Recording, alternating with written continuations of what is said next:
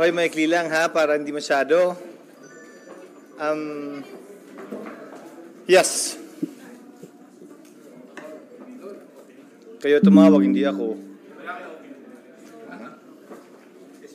Kanina kasi nabanggit ni SP Mix na may mga pressure from outside kaya siya under your leadership, paano niyo po navigate yung mga Outside the Senate, outside the country. Anong outside? At the end of the day, ang pagpapalit o pagkakaroon o pananatili ng liderato sa Senado ay dumedepende sa kumpiyansa ng mas nakararaming miyembro ng Senado. Ang bawat miyembro may kanya-kanyang rason kung bakit at bakit hindi at ginagalang at tinatanggap po yun. Gaya ng sabi ko kanina, walang team ko, team mo, team niya. Team dapat naming lahat ay ang bansang Pilipinas. And I look forward to working to each and every member of Congress, whether majority or minority. will you follow instructions? From who? Ang naghalal sa akin ay ang sambayan ng Pilipino, tulad ng lahat ng miyembro ng Senado, at hindi yata tama o makatarungan na mag-akusa sino man, imbento man o kolum o haka-haka o social media na susunod kung kanino man. Ang sinusunod namin, pangunahin, ang mas nakatataas na interes ng sambayan ng Pilipino, mas nakatataas na interes ng ating bansa, at pangalawa, ang aming mga konsensya kaugnay sa mga sasabihin naming pananalita o mga boto na ibibigay namin sa anumang issue. Sir, under your leadership po, Bigyan mo natin. Yes. We will discuss it on the part of the majority, but you know my position, and I have no plans of changing my position.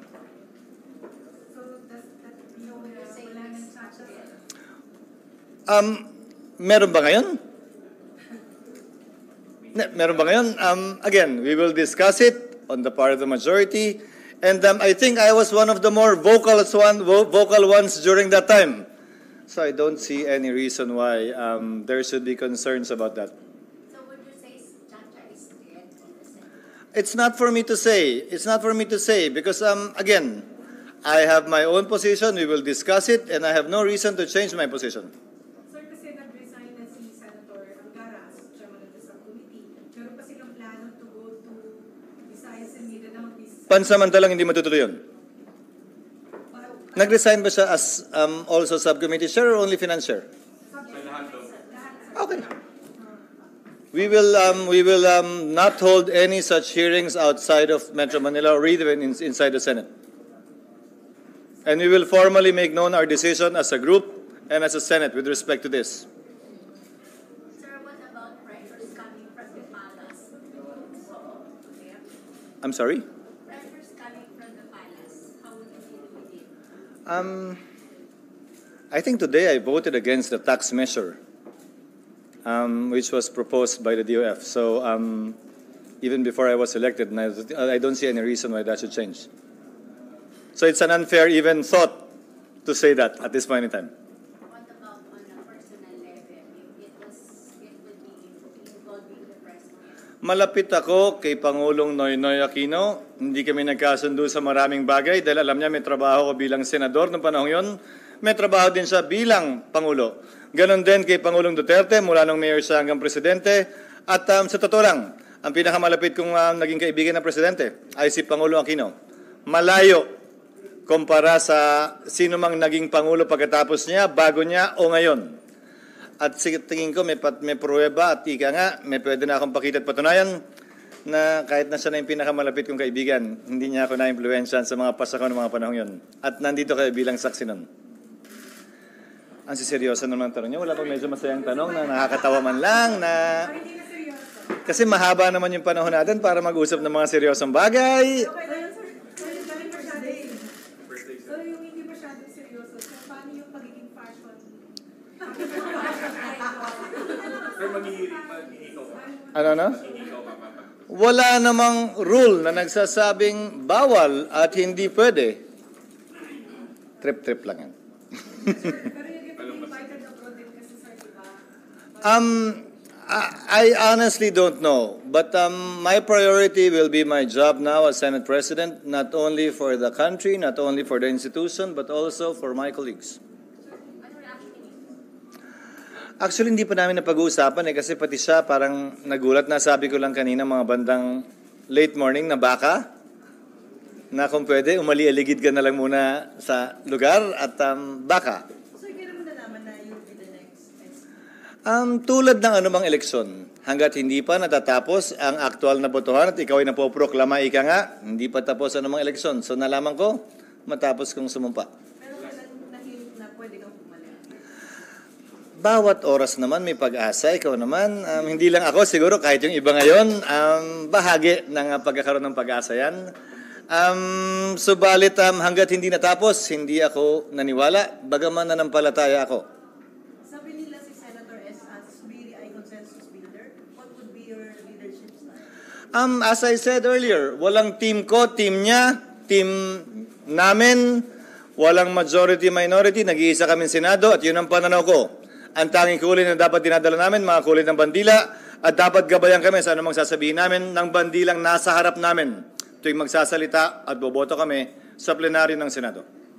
Pero sir, paano na po yung planong palitan si SB or yung Ulitin ko, question ng kumpiyansa to at hindi para sa akin sa panahong ito. Sabihin ko anong rason ng bawat isa may kanya-kanyang rason.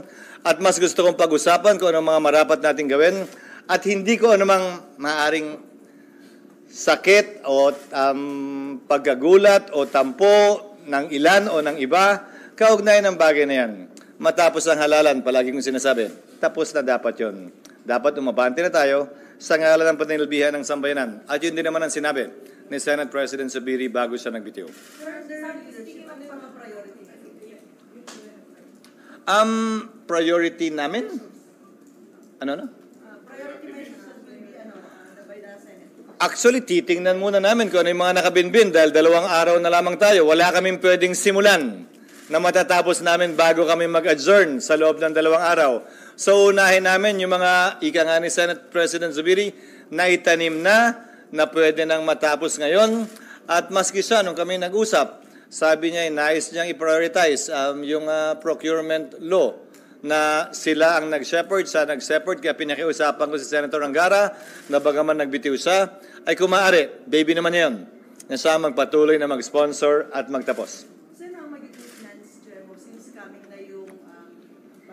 I-elect naman yan sa plenaryo. Wala pa, mag-adjourn pa kami. Matagal pa yan. Hindi pa coming yung budget. Hindi pa nga nasusumiti sa... Ang budget call is in February. So, February ang budget call. Submission ng budget supposedly is SONA. And I hope the budget will be submitted in time with the President's SONA so that we'd have enough time to go over it. So, hindi na nakahintay, 2 araw na lang, magbe-break na para hindi mo pwede sa susunod na Anong gusto mong sagot sa tanong na yan? Kailangan na. Hindi question ng kailangan. Gaya ng sabi ko kanina, ang sino mang Senate President na nilbihan habang may kumpiyansa siya ng mayoriya ng mga miyembro. Pwede mangyari yan sa akin din. Mamaya, bukas, makalawa, wala namang pinipiling araw yon. Ang araw lang ang pinipili, araw ng sesyon. Hindi mo pwedeng gawin yan ng Sabado at Linggo. So, walang parang solid na isang reason bakit na kanya-kanya kayo ng paniwala? Kanya-kanya ng paniniwala at ulitin ko, wag na nating ungkatin. Kung gusto mong ungkatin yung mga masasakit na mga nakaraan, manood ka na lang ng teleserye. At dito, mas nais kong pag-usapan ang mga susunod pa nating pwedeng hakbangin para mapagkaisaan at maisulong. Sir, kanina ikinit ni Subiri yung pagiging independent ng pamamahala niya. Kayo po, mas magiging independent po. Hahayaan ko ang magsalita para sa akin ang mga salita ko matapos ang araw na ito at anumang gawain at aksyon ko. Gagawin at hindi ko gagawin para magpatunay sa tinatanong mo imbis na buhatin ko ang sarili kong bangko. May role po ba yung Malacanang sa nangyari ngayong araw? May kumausap ba sa grupo ninyo? Sa akin, wala. Sa katunayan, ayoko magsalita, pero siguro pa sa ibang bagay, pero sa bagay na ito, wala. Hindi ako ang kinausap. Were you the unanimous choice I'm sorry? Were you the unanimous choice of your colleagues? Kaya nilapitan ka, tapos you were saying na, ikaw, walang ibang pwede, ikaw na lang SB. Ulitin ko, sa dulo, kung sino man ang may kumpiyansa ng 13, Hindi na para sa akin na ikwento yung proseso sa puntong ito dahil gusto na namin umabante mula dito. At hindi pa para pag-usapan, diskusyonan, debatihan, at buhusan pa ika nga ng asin anumang sugat na nilikha nito. Na ako'y humihingi ng paumanhin sa anumang sugat na maaari na ilikha nito o may nasaktan kaugnay nito. Kaya ayoko magkomentaryo kaugnay sa bagay na yan.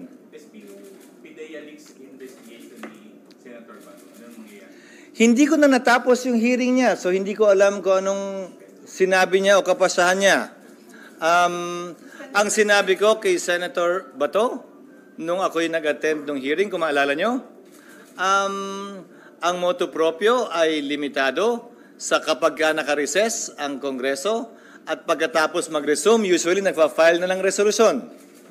Ang issue naman ay hindi dun sa paksa. Ang issue ay sa procedure. Kaya pinayuhan ko siya, kung gusto mo pang ituloy ito, para wala nang magreklamo, kasi una may nagreklamo, maghain ka ng resolusyon kaugnay nito. Bakit? Kung isipin ninyo. Dahil kapag ka nag-hearing ka motu proprio, paano halimbawa, kung may hazing sa isang institusyon ng militar, higher education ako, motu proprio sa akin yan. Paano ko hindi pala yun ang pasya ng Committee on Rules na ako ang priority, ako ang unang komiteng didinig niyan? Hindi maaaring iiwan sa kada miyembro, sa isang miyembro lamang ang pagpasya kung anong jurisdiction ng komite. Dapat pinagpapasya niyan yung simpleng aksyon na binabasa ni Senate Majority Leader Joel Villanueva. Yung I move that we refer blah blah blah bill to the committee on. Actually, buong plenaryo nagdedesisyon na. Binibigyan tiwala ang pasya at rekomendasyon, ang motion ng Majority Leader. At hindi yun individual na pasya ng iisang miyembro lamang o sino mang chairman. So, hindi ko alam kung anong pasya ni Senator Bato, pero kung may mag-question, madali namang solusyonan yon. Maghahain lamang siya ng resolusyon. At tulad ng ibang resolusyon na wala namang kapigilan yon. Dahil nga, kung babaliktad naman ninyo, tingnan nyo yung rules ng Senado, inimbento ang motu proprio. Dati ang may motu proprio lamang ay Blue Ribbon Committee. Binigyan daan ang motu proprio dahil may mga pagkakataon na may nangyari habang naka-recess ang Senado. At kung Blue Ribbon lamang ang may jurisdiction, paano naman yung ibang komite na may importanteng dapat dinggin?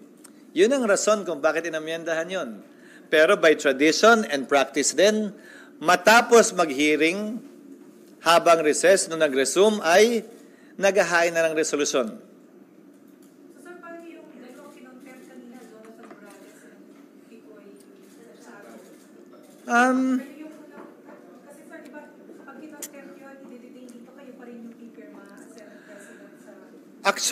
Actually, sa tagal ko sa Senado kasi hindi ko pa naranasang may makontempt. So isa siguro sa mga bagay yan, tulad ng sinabi ko kanina kay Senate President Zubiri, hihingin ko ang gabay niya. Gayon din, naturuan ako dahil mas marami siyang alam kaugnay sa pwestong ito.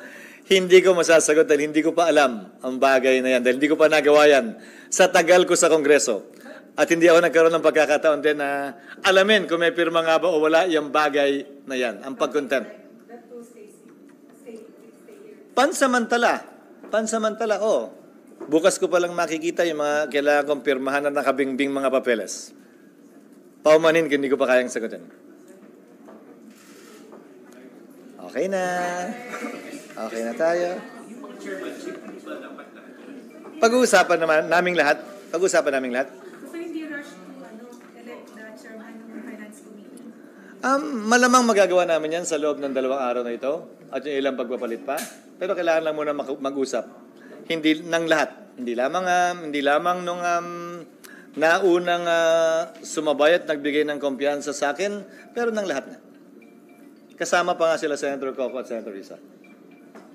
Kasi sa Senator Bato, hindi naman siya nag-resign as chairman ng Republic Order. Hindi. Ano? Will he give? There is no reason to remove him. Oy, ang mga duda,